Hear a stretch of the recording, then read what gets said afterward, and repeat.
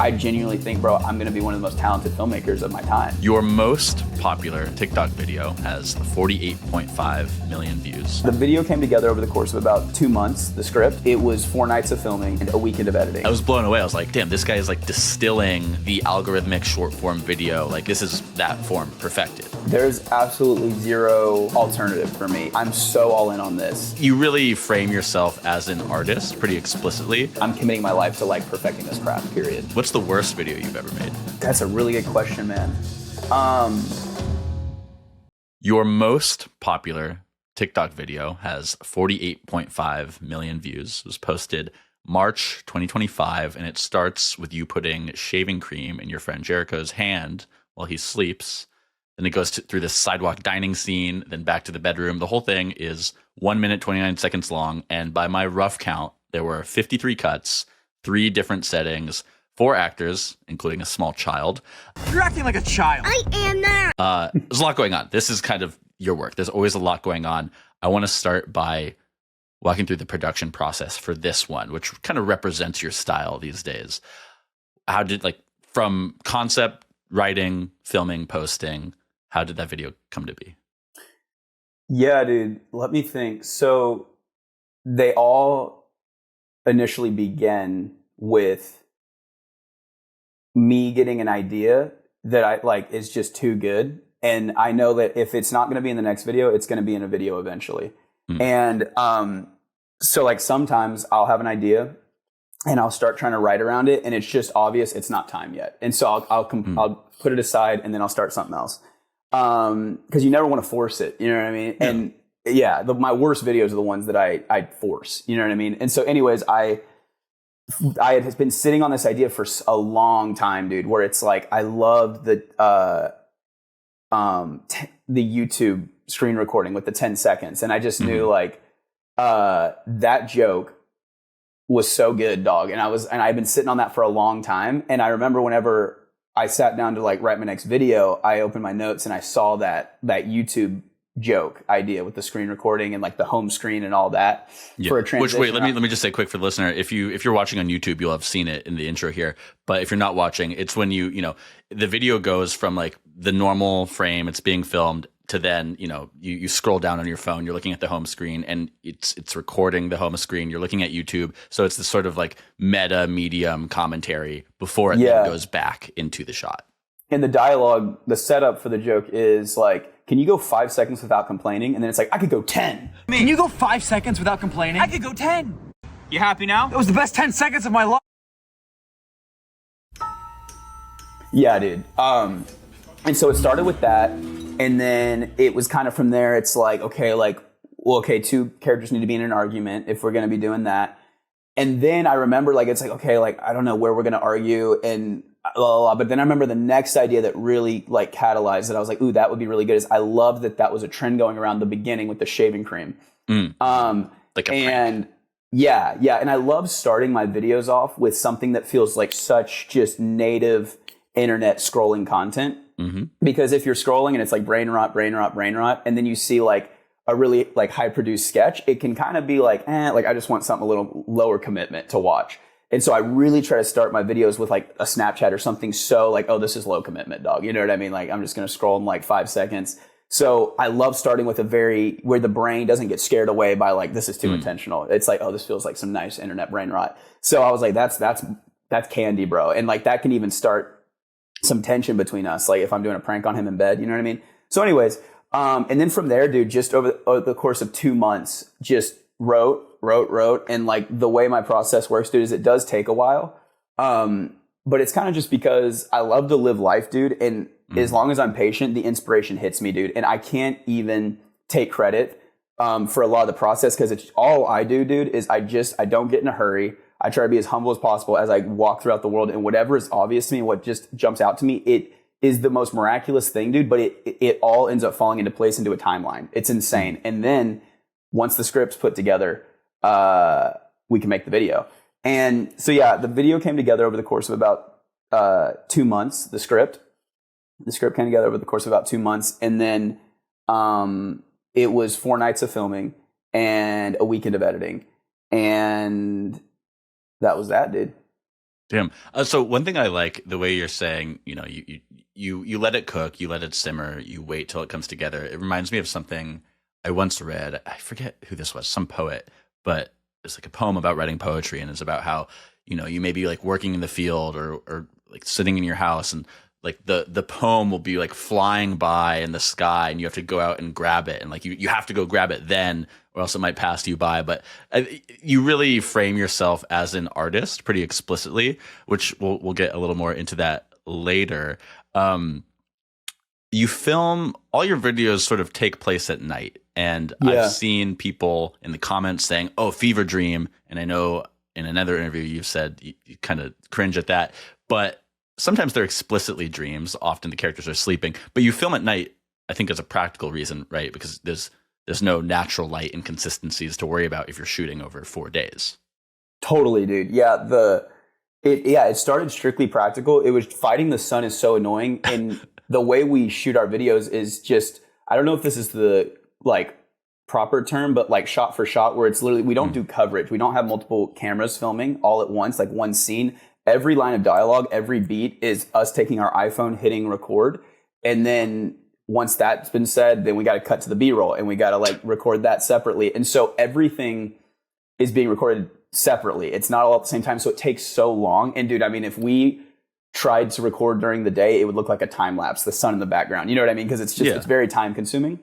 And so it started off practical, but then it was kind of like, that's what's so cool, dog, is like, it's so cool when the practical marries with like the art. And it's literally like, oh, but dude, like I wouldn't want to do it any other way. Like it being shot at night, we've kind of created this world a little bit where every time you're watching one of our stories, it's just, this is a world that these two dudes live in where like everything takes place at night. You know what I mean? The limitation shapes the form of the art. Yeah. Totally, dude. And then what's been a really interesting conversation is as more people have gotten to know our stuff and we can kind of have more resources and stuff, and like more people are willing to be in our videos. Initially, out of practicality, our videos were pretty stripped back. It was like me and Jericho talking, because it's like our friends have jobs and they can't like help us film every time. And like, we had no money at the beginning. It's like, we can't pay for extras and all this stuff. So the world would almost seem a little stripped back as well. But dude, that even as we kind of gained the freedom to be able to, with time, actually be able to afford to have like extras and all that, we kind of found that like the world even feels surreal being stripped back. It's like we're these two dudes who live in this city and you very rarely even see anybody else. It's like, is this whole city just our city? And we have like three friends that live in it. So anyways, yeah, dude, there's all these little things where as long as you're having fun and taking your time and not getting in a hurry, not striving, dude, you kind of can have the eyes and the clarity to just see, oh, that's cool, as opposed to like, okay, how do we make it as big as possible? And how do I get as many videos out as I can? It's something can really naturally unfold. And this has really been the course of like 3-4 years now of just letting it slowly become what it is and incubate, you know? Well, so to that point, slowly letting it incubate, I looked at your TikTok archive. You've got 130 videos as we record, dating back to 2019. In 2019, you published 36, 57 in 2020, and then a major drop in 2021 to 6. It's 10 in 2022, 9 in 2023, 6 in 2024, and finally 6 again in 2025. We're recording this in early 2026. And in 2025, your mature style as is has developed over the 6. It's kind of one every 2 months. The view counts range from 4.1 to 48.5 million across these 6.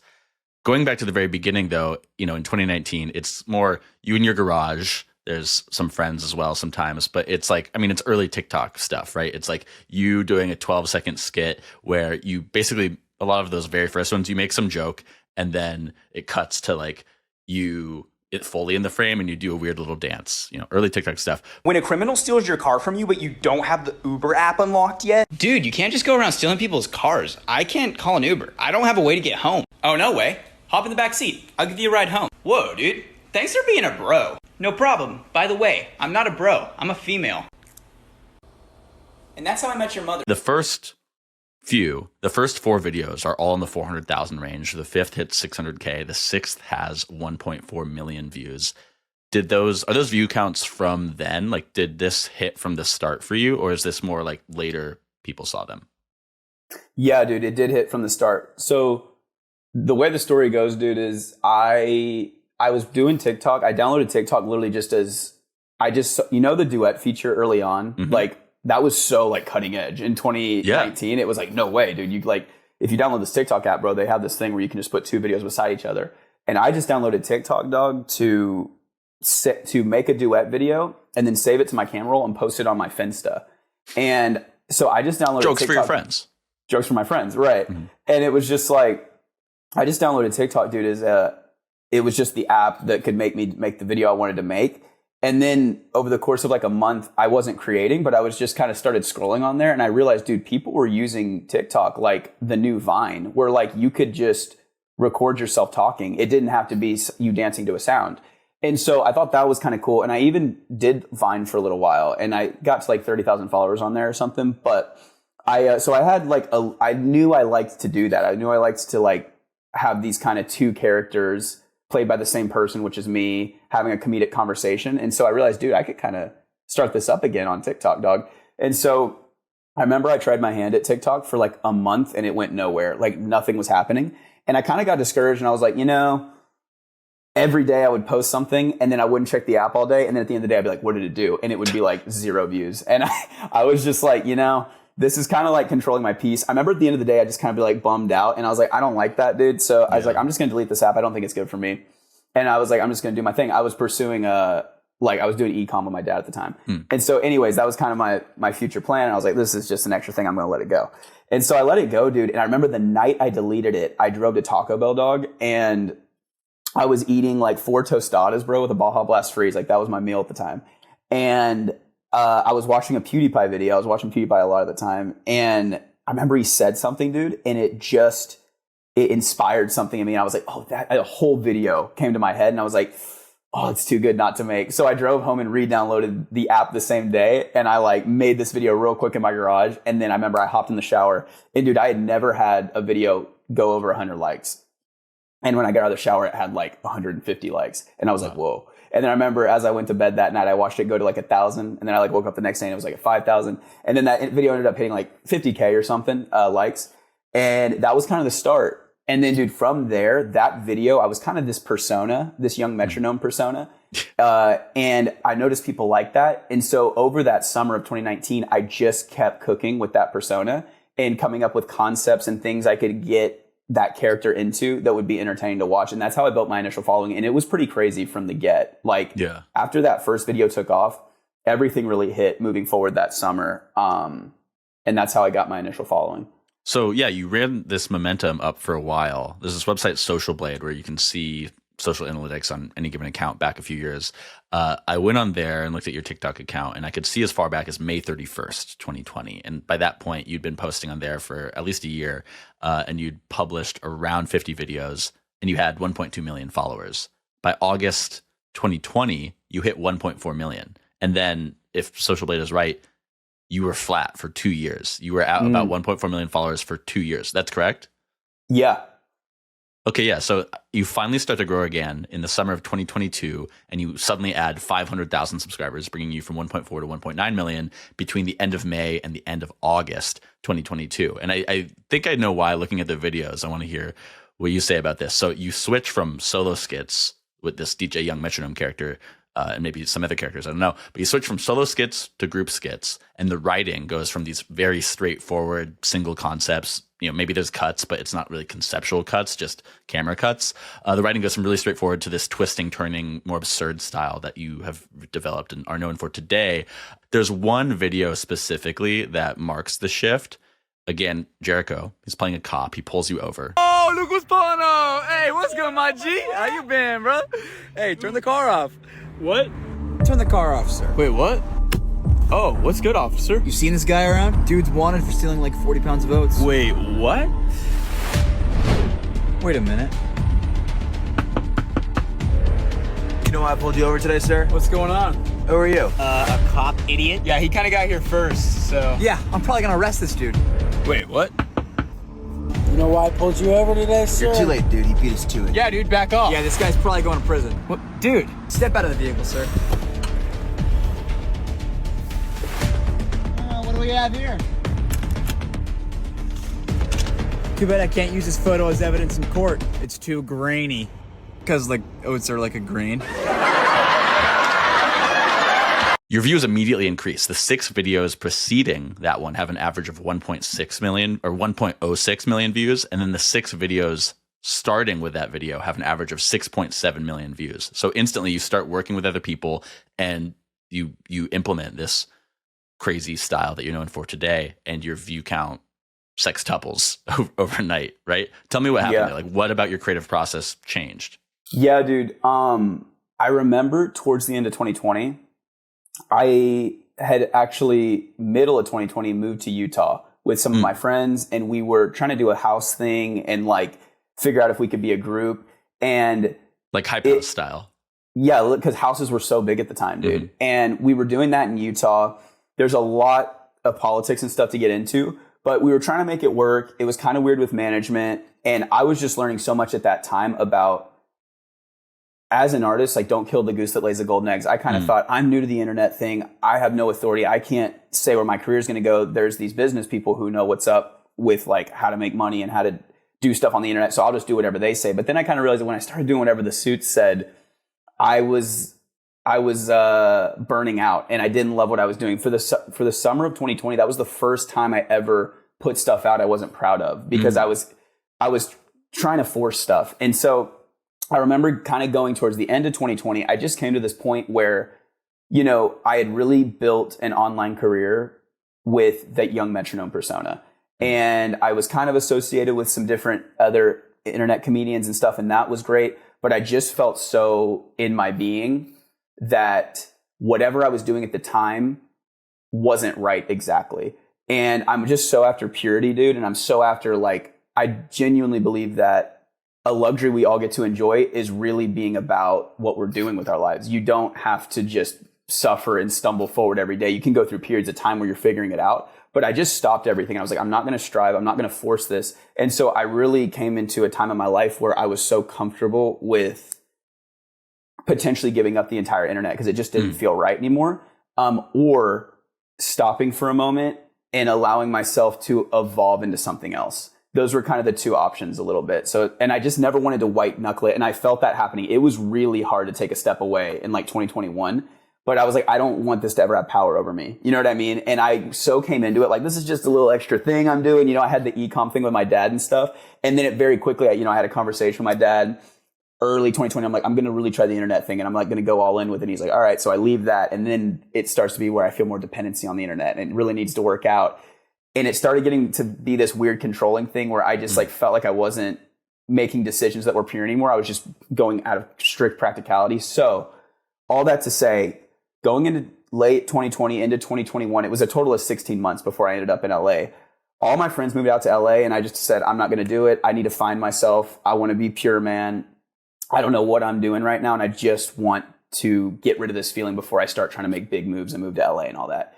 And so I just really sat with myself in Texas. Everyone moved from Utah to LA. I moved from Utah to Texas. And dude, I'm just sitting out there, dude, for 16 months. I found myself, and it was really cool too, dude, because in that time I kind of grew up in a way. And how old were at you? least I would have been 22 and 23 during that time. And I remember that what inspired me and what was sticking out to me in the world changed, because you can tell earlier on in my stuff, it's way different. Like, it's way lighter. A lot of it's a lot of Vine inspiration. You know what I mean? I was watching a lot of Vine. It's more immediately internet reactive. You're not really developing and baking these ideas. It's totally more just like we're going to do it, post it, move on to the next one. 100%. The tone. Yeah. The tone's way different. And I just remember that as I was in Texas, dude, just what was sticking out to me and what was inspiring me started to change a little bit. And I started to, as a result of that, what I was intaking, the inspiration was different. So the desire of what I wanted to output began to change. And I remember having a feeling kind of late into being in Texas where I had such a desire to begin to output again. And that output was different because a shift had happened. And I knew, that's what needed to happen. It was one of two paths. I either take a step away from the internet, or I need to evolve into something new on the internet, because I don't want to keep doing young metronome. I was so burnt out on the old character. Yeah. And then it kind of became obvious to me, whoa, this feels so right. Finally, life feels right again. Because for a long time I was like, dude, what am I doing? You know what I mean? But life felt right again. And it was like undeniable. The next move was, I'm going to move to LA and I'm going to begin to make a comeback to the internet. You spent 3 hours recording a video. Now you want it to sound better, look better, and reach more people in Spanish, French, and Japanese. Do you re-record everything? Juggle half a dozen tools? Blow the budget on studios and contractors? 11 Labs is the all-in-one AI voice platform that brings content to life. You can generate, edit, and localize studio-quality audio and video in minutes, all from one place. Expressive character voices, multilingual dubbing, even immersive video content without a studio or a massive budget. It's why companies like Disney, Meta, and Duolingo use it, and why creators use it to scale their content globally without burning more time or money. Best part, you can see how powerful 11 Labs platform is with 10,000 free monthly credits when you visit 11labs.io. That's 11labs.io. So your earlier videos too, they're almost more commodity content, right? Whereas the newer ones really are art. I remember when I first saw your videos in the wild, like a year or two ago, I was blown away. I was like, damn, this guy is like distilling the algorithmic short form video, like this is that form perfected, right? There's a comment on one of your recent videos, it's the one where you and your friends start baking and selling cakes, to sum it up, that really summed up that feeling for me. It just says, I feel like I watched 5 reels without having to scroll. And I thought that's so right. It's what you were just saying about, like, you start with that sort of brain rot intro that people recognize, draws them in, and then you immediately, it's like I said, that earlier video had like 53 cuts. It's almost like one every second. I can't do math, but it's like hit after hit of novelty in this really condensed package, right? I don't scroll away because like the video is scrolling for me. You know what I mean? And it makes sense that like you kind of went away for a little while, and it's like you shed this skin of the more commodity content and decided like, I'm going to like push this short form algorithmic video form to its extreme and really make it an art form. And what else is really cool, dude, about short form? This is this is a recent thought, but like all the money is on YouTube right now. If you want to make money, you know what I mean? And short form, ironically enough, there's not a ton of money in short form in comparison to where else you can go on the internet, but there's all the attention there. And so it is really interesting. So many talented people are like, how do I make money though? And so it's like, I'm going to put all my attention into YouTube. But it is kind of cool, dude. The short form right now is such a easy place to dominate if you'll put all your creative attention into it, because people kind of think of short form as an afterthought since it's not really where the money's at. Like, let's stream and then we'll cut up the clips and throw them on short form and just see what happens. You know what I mean? But if you're a dude who puts all your time into, especially for me, dog, it's not like I'm posting, like I put all my time and attention into one every other video for like 2 months, dog. And it's a neat thing, dog. And that it's just, I'm having so much fun, dude. You know what I mean? There is no desired outcome. I love that quote you said, dog, like about, can you say it again about outcome and you are output focused, not outcome focused. You're focused on the craft of the media rather than like what the media can bring you. Totally, dude. And like 100% agree with that, dude. And through really, like I said, in Texas, and even since I've been in LA, like I really have a belief about like what I'm on this earth to do and what I'm going, and I want that's to be a writer director. And so that's the outcome, but how I get there, I'm not attached to it, dog. You know what I mean? And I'm not going to strive to get there. I really feel that's for me. And in this lifetime, that's going to happen. And I'm just doing what's obvious. Like every step should feel like peace. You know what I mean? It's that idea I keep talking about, but I'm just doing what's obvious, dude. And it's been such a cool, I feel like my journey on the internet, it's quite unique, dog. You know what I mean? And I don't know how many people envy it or would want it, but it's definitely me. You know what I mean? Well, I mean, put my head on my pillow. I know you were saying that it's like, you know, if anybody really focused on short form, they could find this sort of success, which may be true. But you also, you know, I don't know how long you were spending on Vine, and then you were doing your TikToks for like about 3 years until you really hit this form. So that's like, I don't know, I'm assuming 5 or so years of making video after video after video to really perfect and understand the craft and sort of like get frustrated with the norms of the craft to then have to like, it's a classic, you have to know the rules to break the rules, right? You knew them too well, and only then were you really able to break it. The writer director bit, I want to get there in a little bit, but first, so you've done 6 sponsored videos from what I can tell. But how do you make your living right now? Is it primarily through content work broadly? Do you have a day job? Like, how do you make your living? Yeah, dude, there's absolutely zero alternative for me. It's like, I'm so all in on this. And like, I know it's not practical, dude, but for me, it's like, that's just how much I believe in myself. And it's like, bro, one of the wisest things anyone ever told me was, this was when I was going through that weird time in 2020. And I literally had just moved back home to Texas. And I remember I was at a friend's photo shoot and I was talking to this dude and I was just like, yeah, dude, I don't know what to make of the internet anymore. I might walk away. I don't know. And I floated this idea to this dude and I said, I might just sell out. I might do like 3 sponsored videos, just cashing on the internet and then be done. And then he told me, dude, like, I really think you have something. I really believe in you, dude. And ultimately something I live by is honor the craft and the money will come. Mm-hmm. And so, dude, and when he said that, dude, that kind of burned off that day any compromise that was in me at that point. Like, it was just like, yeah, dude, what the heck? Why would I ever compromise? Why would I ever sell myself short? You know what I mean? And then especially on the south side of spending 16 months in Texas, dude, coming to LA, dude, I just came out here with this like fiery, like, I know who I am. I know what I want to do and I'm going to act like it. You know what I mean? I have one life and like, I genuinely think, bro, I'm going to be one of the most talented filmmakers of my time. And so I'm not for me to have these backup plans and stuff. It's to not believe in myself in a way to me. You know what I mean? And that goes back to everyone's going to be different. But for me, dog, it's like I came out, dude, nothing I've done is practical, dog. I moved out here. I moved to like one of the most expensive cities you can move to with like savings and no job lined up and to pursue the internet when I hadn't posted in 8 months and just trusted that I was moving in peace. So it was going to be okay, dog. And it was okay. And dude, I've never lacked out here. I've always had enough and I've always had what I needed. I have a fire apartment, dog. You know what I mean? And it's like, I don't need a bunch of crap. I don't need the cars. And it's like, I have all I need, dog. And it's been like, life's too easy, dog. It's just like, I'm moving forward in peace. I'm not getting an unrealistic idea of like, I need to have all this property and all this stuff. It's just like, I have all I need and I'm doing what I love every day when I wake up. And I genuinely believe life's that simple. The rest and so, yeah. So, okay, well, in practical terms, let's talk about these brand deals that you have done. So I counted 6, and I think the first time I remember seeing your work was this Totino's sponsored video where you and Jericho are in a train station. Hey, watch where you're going. Hey, touch me one more time, you're gonna find out who I really am. My name is Grant Beene. I am 25 years old, and I think I have what it takes to be the next big thing. Go ahead. I'm the way, yeah. Stop. It's a yes for me. We're going to Hollywood. This has been my dream ever since I was a kid. Wake up. Dude, wake up. We're late. What time is it? It's time to go. I made you breakfast in bed. Oh, hell no. Are those the new breakfast bites? You freaking know it.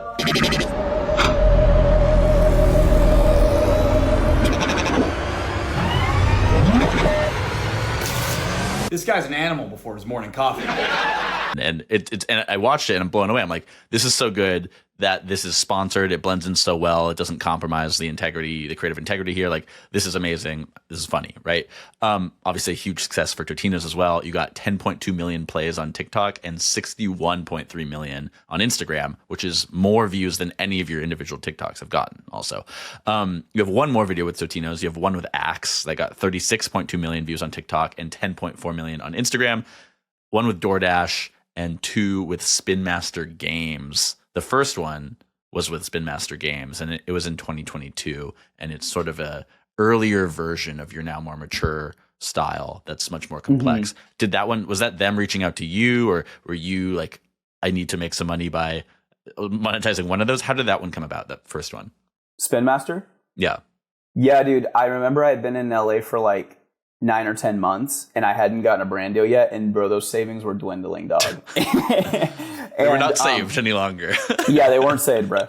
And I remember, dude, I still felt in my being, it's like, but this is where I'm supposed to be. And I know that everything's going to be okay. And then I remember literally that deal came in like right as I was like, I'm going to have to find a job, dude. You know what I mean? And yeah, dude, that saved me. And that also gave me like the financial stability to get my own apartment out here. I was living in like a 4-bed with 10 guys at the time, doing whatever it took. Like, dude, 5 guys in my bedroom alone. I was, dog. 5 guys in 1 bedroom alone. In 1 bedroom alone with no door, dog. I mean, it was like whatever it takes. So I think I do talk like kind of lofty and like unpractical, and people are like, yeah, but this dude's like never had a hard day of his life. Dude, no, like it's like whatever it takes, dog. You know what I mean? Like, but that came in and they reached out to me. Ironically enough, like without going too into details, if Utah never happened, that deal wouldn't have happened, which is very interesting. But some connections from Utah brought that to me, and I was like, fire. We made it happen. I did 2 videos for them that gave me the financial stability I needed for like the next year. I got my own apartment and stuff. And then we kept cooking, dude. Yeah. And then what's the process like for these? Like, because I mean, I've been on the brand side, like looking for a creator to work with. And for me, it was like, I am going to find somebody who I just believe in their work. I'm going to write a 1-page brief. It should be really short, and I will nail in like the must-haves, or like, here are the lines you can't cross. And otherwise, it's kind of up to you. Last time I did this, I think we did maybe 1 round of feedback, and that was something I'd written into the brief. I only want to do 1 round of feedback just to make sure we're on the right path. But like, I'm picking you because I like your work. Is that in your experience? You've been working, these are some big brands, right? Like Axe, Totino's, DoorDash, huge brands. Did you have to compromise much? Because it doesn't seem like you did in the final product.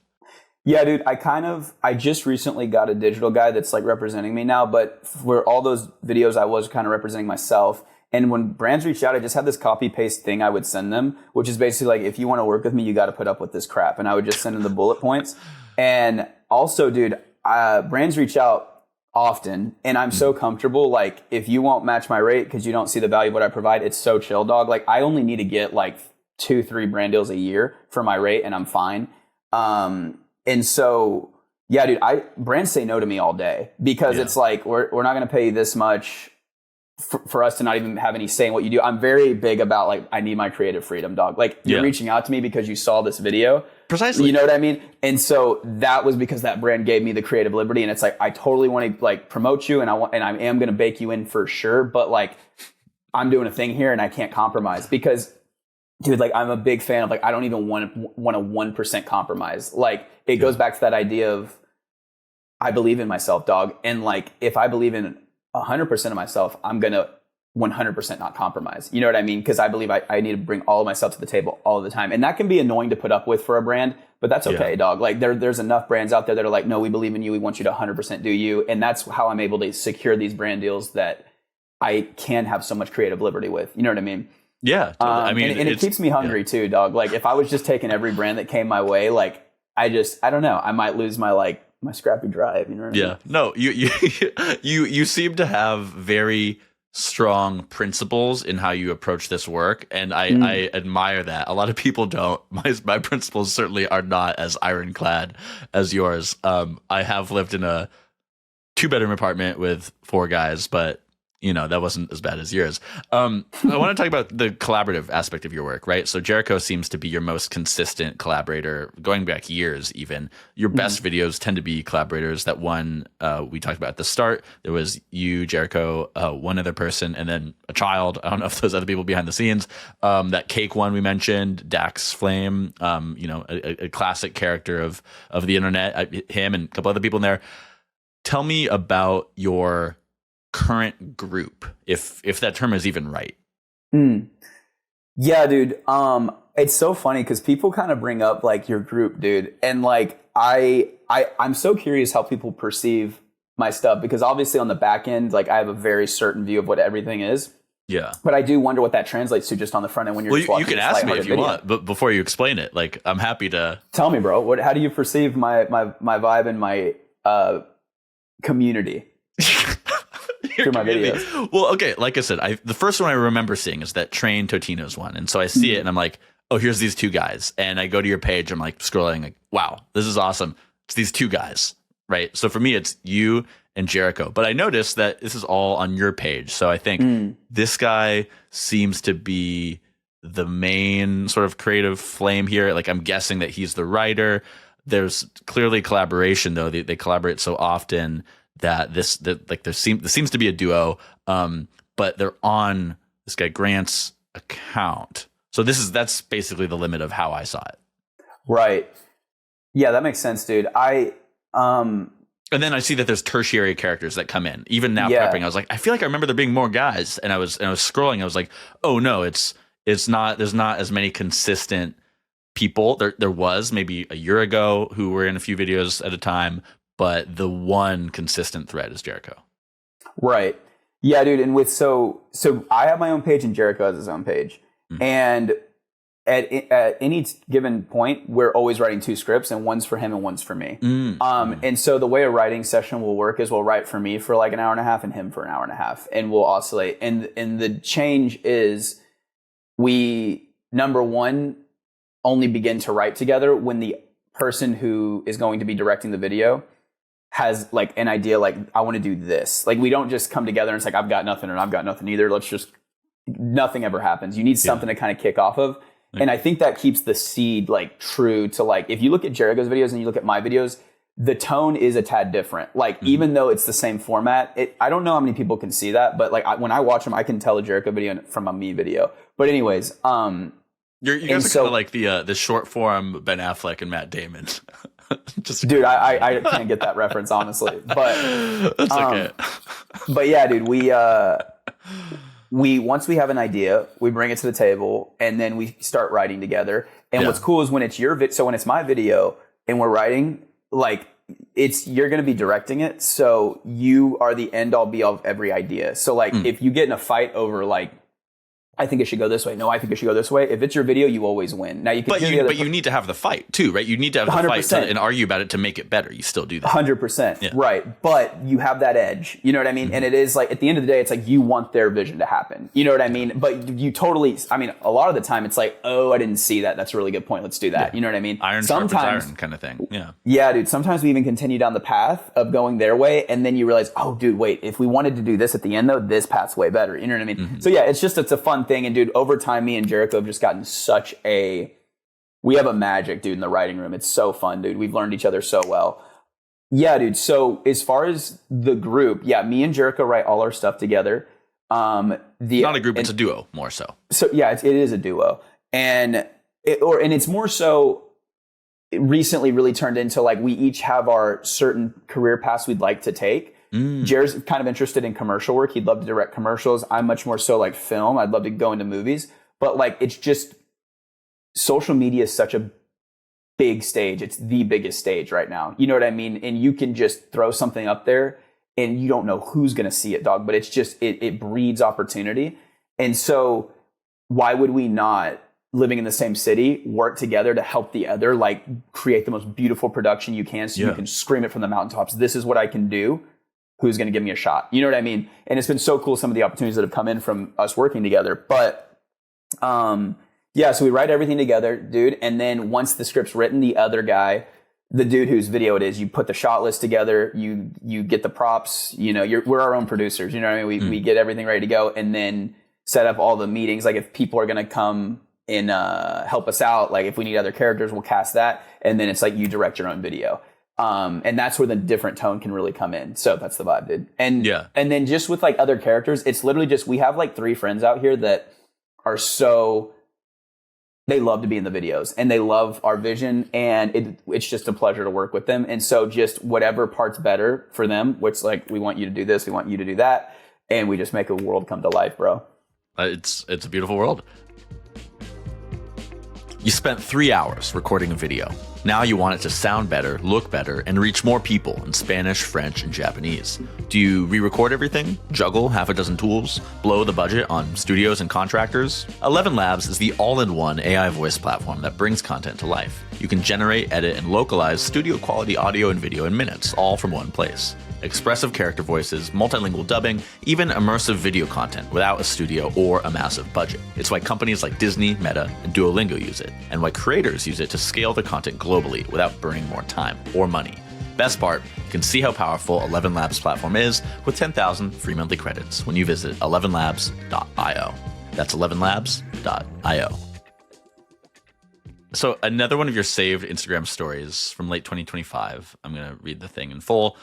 I know I don't post a ton, but I'm always working on something beautiful for y'all. I've barely scratched the surface of what's possible in short form. Just wait. 3-part episodic reels with cliffhangers, 5-minute videos, crazy new vision. Genuinely want to just keep getting better. So I bring this up. You're talking about how you want to become a writer, director on a larger scale in film, television, perhaps. This is you taking a step from this like perfected short form concept style that you have into a longer format. Tell me about this.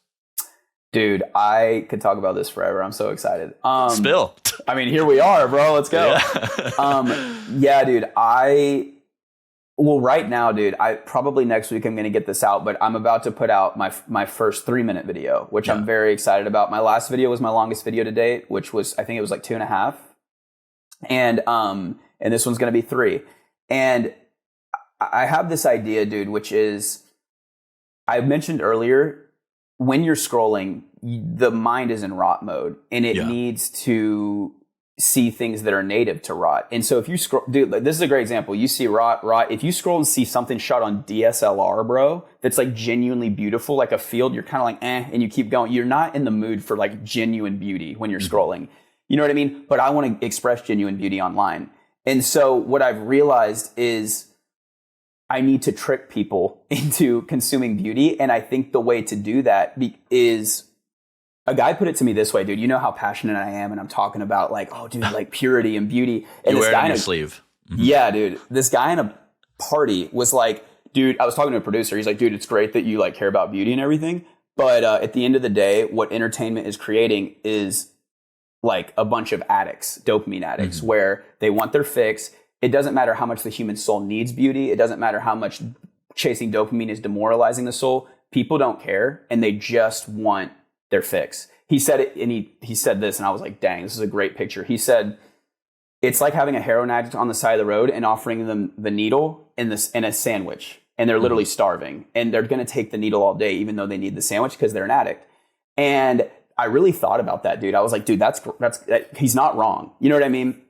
But what I realized this format has been, and this is why I'm just so glad I've just always followed the piece, because if you follow the piece, you're tapping into a strength outside yourself and things unfold as they should. And then I realized, dude, this format that I've been incubating over the past few years almost feels like the solution to that, in that it starts off brain rot, where it's like Snapchat. You know what I mean? I strategically am starting every video rot.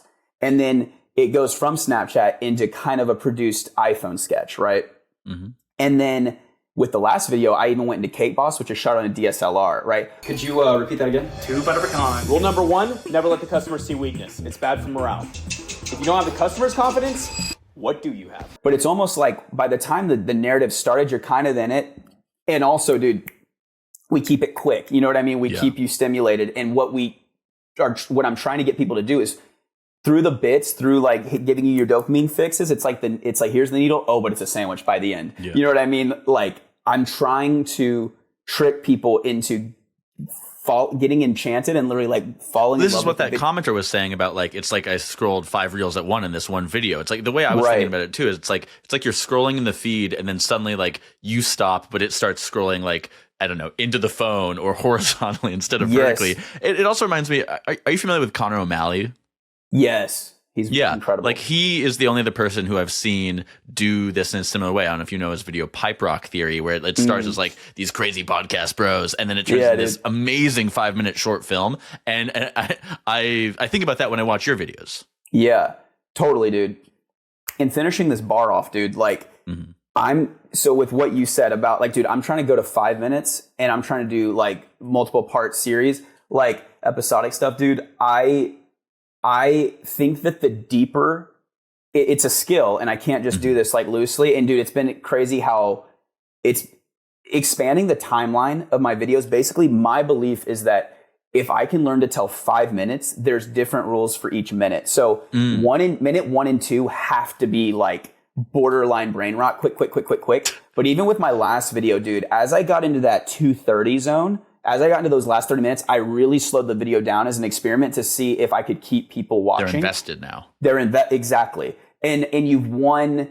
They're giving you their attention, and you want to steward it well. Like, in that first 2 minutes, dude, like, they're giving it to me, and I'm saying, see how I can entertain you, see how I know what I'm doing. And then if I slow it down, it's like, okay, I trust them. You know what I mean? Like, okay, let me give them more of my attention. And I slowed it down. And so my belief, dog, is so I'm learning with this last video, I had to learn the rules of 3 minutes. Like, what can I do at 3 minutes? You know what I mean? And I'm realizing, bro, by the time I get to 5 minutes, I want to completely in minute 5 be switched into DSLR, where I finally got you there. You know what I mean? And it's genuinely beautiful stuff, like genuinely beautiful. Like, I want to begin to hire gaffers, dude. I want to be the first dude who has a full crew just to make shorts. You know what I mean? Like a short form video. And I want to make the most beautiful stuff you've ever seen, dog. But it's going to take time to get there, and I'm being patient, and I'm just going to let it continue to incubate. But that really is the next frontier for me, is like I'm trying to expand the minutes out. You know what I mean? And this next one's 3 minutes. The next one after that could be 4, you know, and then after that 5. And I'm just learning the rules. But as you get deeper into the timeline, I gain more luxuries about what I can do in front of your eyes. This actually can be film. You know what I mean? And like I said earlier, this is where all the attention is short form. And so it can just get that beauty in front of a huge audience, dog. And like my whole passion for life is, dude, I want to like re-enchant the Western spirit, dog. I think we've become so disenchanted out here, dog. And beauty enchants the soul, dog. It like makes hope and wonder and like dreaming worthwhile again. You know what I mean? You want to flip the short form video, which is this thing that drains the soul, that, you know, the slop, brain rot, like lifestyle. You want to try to like judo flip that into something. Exactly, dog. And good wins in the end, dog. And I think that's a good pursuit. And so I think I'm playing for the right team, dog. And I'm just going to keep doing this, dude. And I'm just going to commit my entire existence to like, elevating like the human soul, dog. You know what I mean? Yeah. I think people need it so bad, especially in the West. As kind of an aside, you like the only other interview I could find of yours is you, Jericho, and another of your friends, 2023 Rolling Stone, and the angle is like these 3 Christian TikTokers, and it kind of blew my mind that the only other interview I could find is really just about like your faith. And the way you're talking now is why I bring this up. You're talking in this very sort of like faith-based way. I'm not personally a religious person, but I admire, like, I watch soccer, right? And a lot of the best soccer players that I watch are very religious guys, and like they'll score a goal and they like, you know, point to the heavens, and like I'm an Arsenal fan. There's a lot of like very Christian players on the team, and I see that, like, you know, there's clearly some connection between like religious faith and like faith in oneself and what a person is doing, and I'm seeing that in the way that you describe what you do. And I'd read that interview. I wasn't sure if it was going to come up, but like I feel like I have to bring it up. Like, is that an important part of the way you work and this sort of monastic approach you have to your art? Dude, absolutely. It's literally everything, dog. Like back then I didn't quite, it's funny.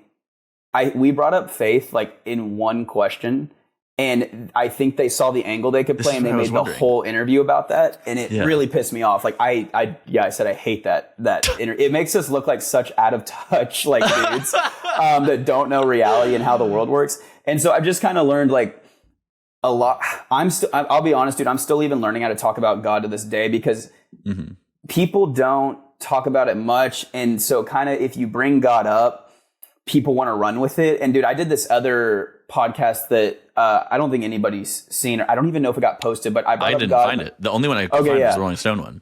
I don't think I've been able to find it, so I don't think it ever made it out. But I brought up God in the first question, and then the whole thing became about God. And I just, it's not that I'm not interested in talking about God. I just think that it is my whole life, and there is such a sophistication to talking about it. And I never want to be talking about something. I feel like if I explain one thing, then I got to explain these other things and rules to the faith and blah, blah, blah. And it's just not an interesting discussion. And so I try to kind of just make it like, you know, I use the verbiage, you know, it just was obvious to me I wasn't ready to move to the city. But I mean, the true translation when you get to the core is, dude, the Lord told me I don't want you moving to LA yet. You know what I mean? You're not ready for it. And so if people want to dig and be like, well, what do you mean by that? Like, how are you led with this wisdom and this discernment? It's all God, and I can't take the credit, but I'm learning how to talk about it. You know what I mean? But to answer your question, dude, it's everything, dog. It's like, I've humbled myself enough to give up any pursuit I had, because for me, beginning at like when I was in my little era in 2020 in Texas, figuring myself out, my whole like craziest possible dream was I want to be a comedian. And the Lord has turned that into like, I want you to be a writer director, and you do it through comedy right now, but don't misinterpret that, dude. You're called, that's just the format you operate in right now, but I want you to be a writer director. And yeah, dude, I think he goes before me, dog. And if that's what he wants me to do, then I'm just going to keep acting like it. I've fallen so in love with writing and directing. Comedy still has my heart, but dude, writing and directing is like everything, dog. And so this is my being, bro. This is like the fabric of me was knit together to write and direct, and I feel that crap, dog. Yeah. And so I'm going to keep acting like it. I love the discipline, and that's the only reason I wanted to bring it up, because I was wondering too with the Rolling Stone thing. It's like, did the journalists go into this with this intention, or did this just become the angle? But the reason I wanted to bring it up is because I really admire your discipline and devotion to your work, and it's clearly that pattern. Dude, yeah, and funny enough, I'm only thinking about this now. I just think I wouldn't be able to even tap into that level of devotion and care about the whole thing if God wasn't a part of it, I guess. Because he's everything to me. And so, like, I think that's really where that drive is like, bro, like, to do what you were created to do with the Lord is worship. It's the highest form of worship over like singing a song in church. It's like to do what he created you to do with him, include him in that crap, dude. He loves that crap. You know what I mean? Yeah. So that's why in my writing and directing, it's like so reverent for me, dog. It's like, bro, I'm going to take this to the so much of the history of art is a history of spirituality, you know? Yeah, dog. That's the vibe. Yeah. Well, okay. So bringing it back to the art and to the craft, as you're starting to make these longer videos, I'm curious if that changes anything about your writing process, where it's like you're talking about how, minute 1 versus minute 2 versus minute 3 and so on. Is it like, when I write, my writing is best when I write whatever shitty first draft today, and then tomorrow I come back and I revamp it, and the day after, and don't need to do it every day, but if I can do it for like 4 or 5 days in a row, and these layers, it gets better, and I'm like figuring like this is in place of this foundation, so now I can add this. I'm just curious how going from like 1 minute 30-second videos to 4-minute videos, how that has changed, warped, or adapted your creative process. Yeah, dude, I'm gonna stumble through this question because I have thoughts and I don't know how they're gonna connect, but I'm figuring it out. Still is the short answer. But one thing is, like, me and Jericho, we did write a pilot episode for a show, and that was kind of, we were just figuring stuff out, seeing what felt right, and we did that. And dude, like, converting our format to 20 minutes is, I mean, you see how long it takes us to write a minute, dog. Like, it took us a year to write this thing, this show. And it's what I'm learning is, bro, this format, man, it is incredibly time consuming writing because it can't just be random to be random. It needs to really be like organized chaos. And then also it's got to be sharp. Like, we never want to do like low hanging fruit jokes, at least, in our opinion, we don't think we do low hanging fruit. And so I'm realizing that, like, the rules are going to change to get longer. And that's what I kind of said earlier. Each minute, the rules are going to change a little bit and tweak a little bit. This 3-minute video I'm making right now, I literally feel like as I'm making it, I'm learning new things and learning new rules. And the literal rules for the entire format are changing. This is something I was talking to Jericho about the other day. When I made my video Golf, that video with the time loop? Where to go? Just wait. Dude, no way! Bro, you're such an athlete. I'm starving. Check the fridge. The mini fridge. Oh, yeah. What we got? We got lettuce. Let's just do takeout. Dude, I'm so down.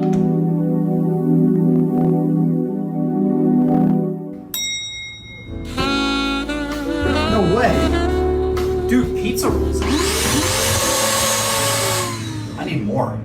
We need more. Why are you holding the bag like that? I just want to make sure you guys can see the logo. All right, dude. Can't get enough pizza rolls? No, bro, he's doing an ad read. With a 130 cal pack of Tostino's pizza rolls. All right, let's see. Jericho?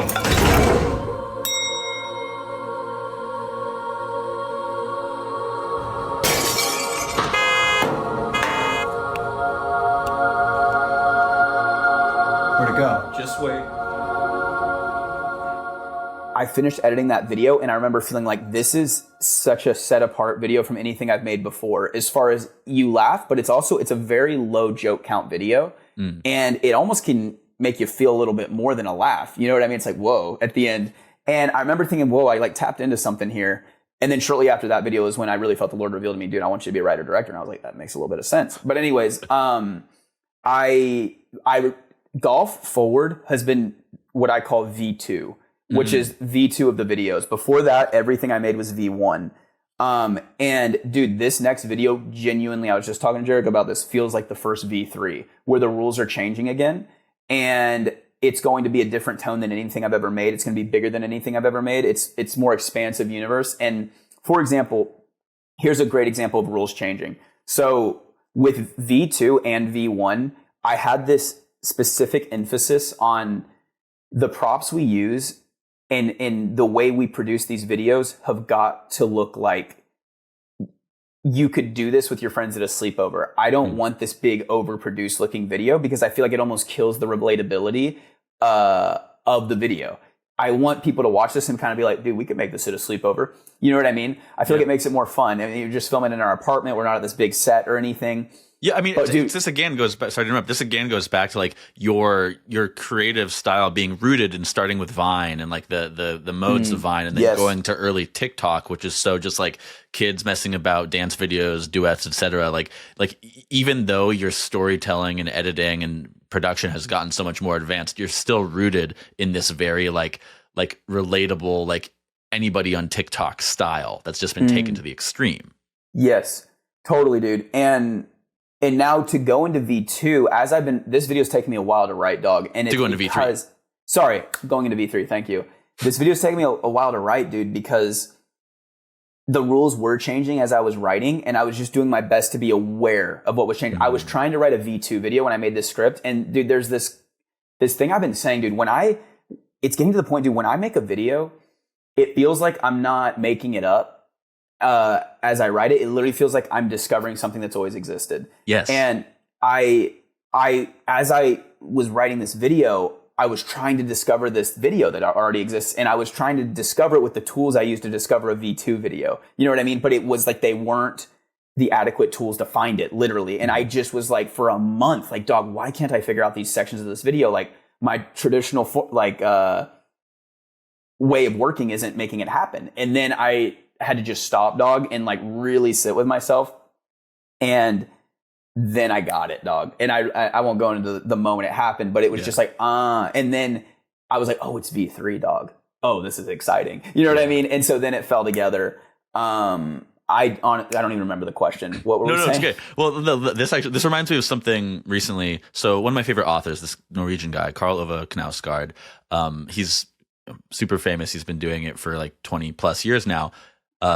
The fourth book in the series he's working on just came out a few weeks ago, and I went to like a book release event interview here in New York, and he was talking about the creative process in a way that's reminding me of what you're talking about. And he talks about when he was like in his 20s and he was trying to write a novel and he couldn't figure it out, and then he read like this amazing novel by Proust, and then the next summer he like could finally write a novel, and like only later did he clock like, oh, it's because I read that and I digested it. But more close to what you're saying and what I thought about is the book that I was going to the event for the release of, right? He's talking about how like he starts with this character and he's just kind of writing the character and discovering what happens. And this pivotal moment happens when the character is biking through London and he stops to have a cigarette because Knausgaard's like, well, that's what I would do if I was biking. I would stop here and I would have a cigarette. And then because he stops there, the most pivotal event in the book happens. And he's talking about how like I discovered that happening like that. I discovered that because I thought I would stop for a cigarette there. So the character did. And then this happened. And then that unlocked the rest of the book. And that is like exactly what I'm hearing from you of like, you are entering a stage in your creative career and your creative process where like that kind of thing is happening for you. And that's how you are that's how you're discovering how to make these longer narratives.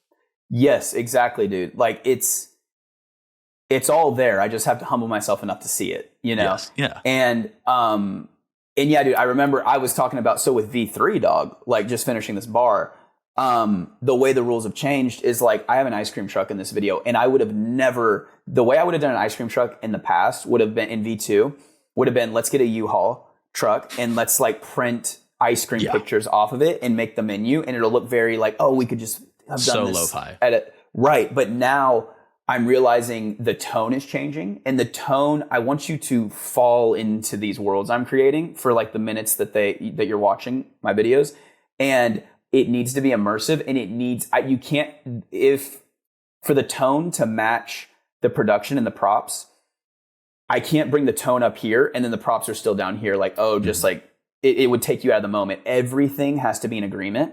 The music's getting so much more fire and cinematic too, dude, but everything's elevating. And so we had to get a legit ice cream truck for this video. You know what I mean? And that's sin if you're in V2, dog. It's like, you don't do that, dog. It's too try hard. It won't, but it works with the tone that's becoming elevated. So it's fire. But to answer your question, dude, how do I do this? I don't know, dude.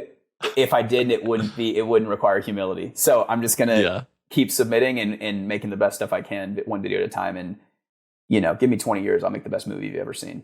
What's the worst video you've ever made? Good question, dog. The least true to yourself. I would probably say this video called Red-Handed. And it's not up anymore. But it's have you often deleted videos? I think over the past 4 years I've maybe taken down 3. There's just, I don't really do it anymore because I learned the hard way. Yeah. But you make good videos. You don't make the bad ones anymore.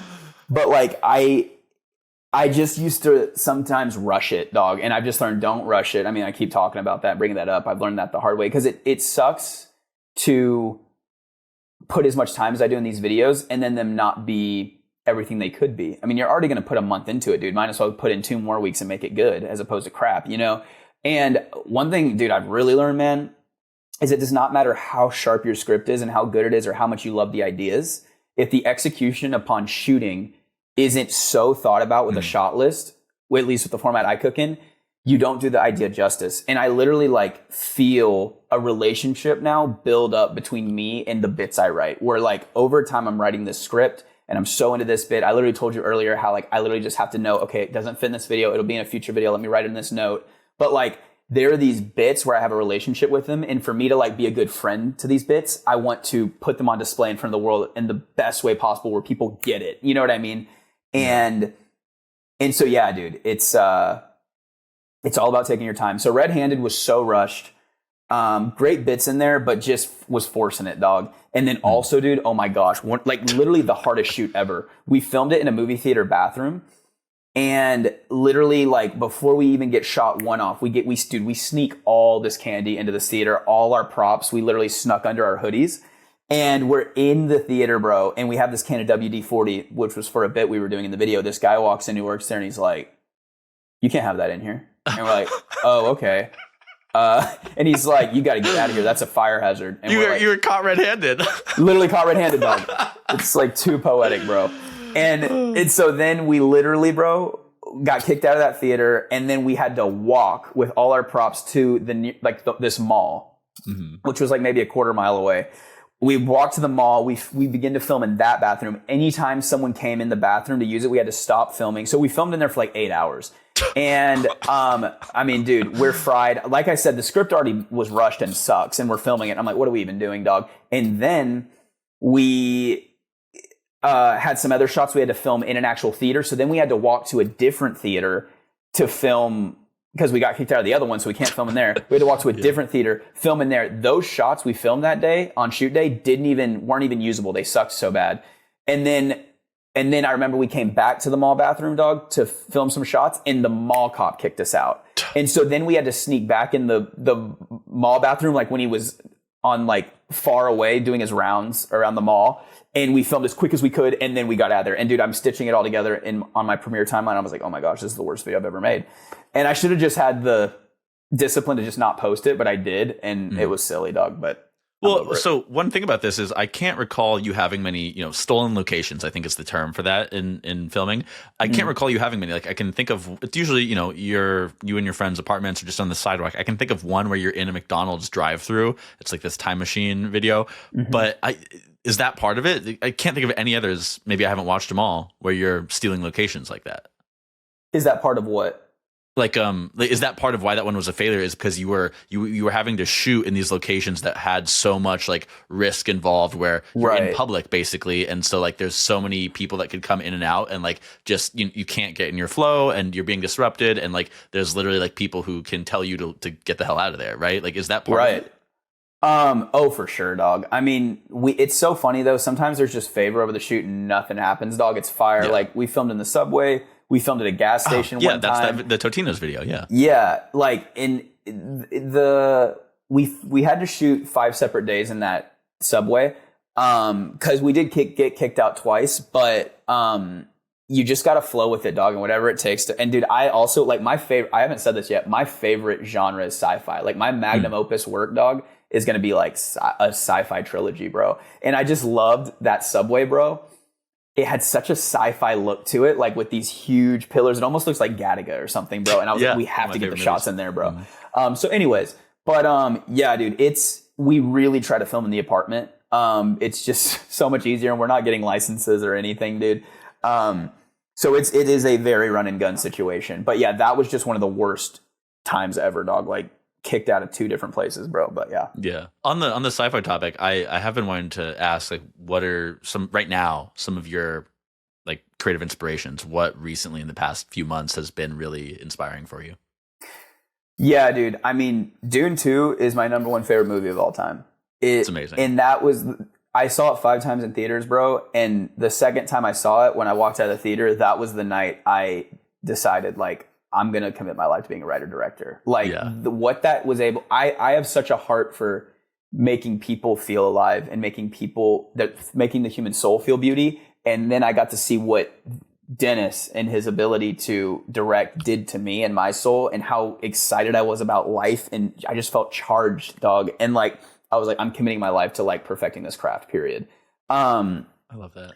But so yeah, dude, Dune 2, so fire. I realized recently how good Dune 1 is. I always thought, it's like the afterthought, but it's like Dune 1 is really good too. On the sci-fi front, bro, love Prometheus, Alien Prometheus, dude. I remember after I watched that movie, that was the first time I ever floated the idea. I talked to my dad after we watched the movie. I said, dude, it'd be so cool to be a director one day. And I just remember thinking I was like 17 when I said that. Yeah. It was like just so daunting. And I was like, no way I could do it. But like, that's just, I don't know. Wouldn't that be sick? Yeah, it'd be sick. Other than that, bro, dude, I don't know why my brain's kind of blanking right now. I mean, that's okay. I like my impression. I asked this not really thinking you would give much of an answer. My impression is that you like are more like, you're not necessarily, that's not really where you put your energy. You don't necessarily need to do that. You have enough kind of within you already that you can react to and build on, that you don't need to go out and like, I'm feeling dry. Let me go watch 10 movies, you know? Right, dude. What's interesting is until like middle of 2025, me and Jericho, something we shared in common is we've watched like no movies. You know what I mean? And like we've seen some and there's some that mean something to us, but like for the most part, we had our movies that kind of meant something to us, but we didn't. And I think that's what gave us such an original approach to how we pursued our style. Mm-hmm. And then what was really, we didn't get bogged down in tech. Like people are calling you guys Lynchian and you're like, who's that? Yeah. Who's what? Yeah. But I did feel recently that, or in the middle of 2025, I have started to watch a ton of movies because I kind of feel like a danger of film school is sometimes you can get out and you're so technical, you can't just genuinely express who you are. And it kind of feels like I found somewhat what my fingerprints are with my projects and how I'm going to express myself. And now I really want to ground it in maturity and like really study the craft. Dude, oh my gosh. I just watched Fight Club, dog. And that is so good, dog. For the first time. I watched it when I was like 15 and I don't remember it. Huge movie also for me, dude. Speed Racer. So good, dog. I watched that in theaters when I was 8. And that movie has really stuck with me. Really cool movie. The Matrix, top movie for me. So ahead of its time, bro. Like really predicted some vibes. Okay, I asked you what your worst video was. So in that Instagram story, that saved Instagram story that I mentioned earlier, you wrote, "Good art resembles its creator." Which of your videos most resembles you? That's a really good question, man. I think I've gotten a little bit better since then, but like if it's just about what represents me, I would say Living the Dream, the video in the subway. I think so much of my artistic inspiration, I'm not able to express in all of my work, like just with how much I love sci-fi. I do have the trippy sound design, which I love with like synth and stuff, and like all of that I just love, and it's very sci-fi rooted. But I think I was able to sort of get my sci-fi bars off with that video, just with like the scene of the subway. I think it's so cool. It literally looks like a space like airport or something. Yeah. And there's also a song called Aura, ironically enough, that I used in that video that is so my vibe, so my taste in sound design. And then also, yeah, dude, it's that video is, the whole video is a punchline pun of living your dream. And of course, that's kind of just like, I really think everyone should believe enough in themselves to really live their dream, no matter what it looks like, dog. It doesn't have to look any certain way. So yeah, dude, I think I would say that video. But it's funny. I look at it now and I'm like, I could make something better. I would love to make that video now. And I know it could be more polished and better, but I would say that. Oh, and dude, even me opening my mouth and my mouth being a UFO and sucking up the pizza roll, there's just all sci-fi little undertones where I could like let it get through the cracks a little bit. Well, I can't wait to see what you do with a bigger budget someday. Yeah, dude. Tell me, I mean, to end this, I don't know if you have a path laid out. I don't get the impression that you're like, I have to do this to then do that, to then do this, to then do that. You make the work, and the work will lead you to the next work, right? That's kind of the impression I'm getting here. But I think there's probably some contrast you see in, if you want to be more writer director making films, and then you're working with Jericho, who wants to be more on the commercial side and is seeing that. Like, it sounds like you are seeing some of the stepping stones of this path start to appear in front of you. And I would love to hear how you see whatever the time span is that makes sense for you.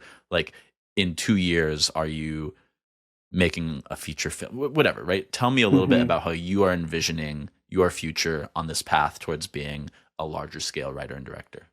Well, you're right to some extent in that I'm trying to just approach the whole thing with humility and not get set on any certain outcome.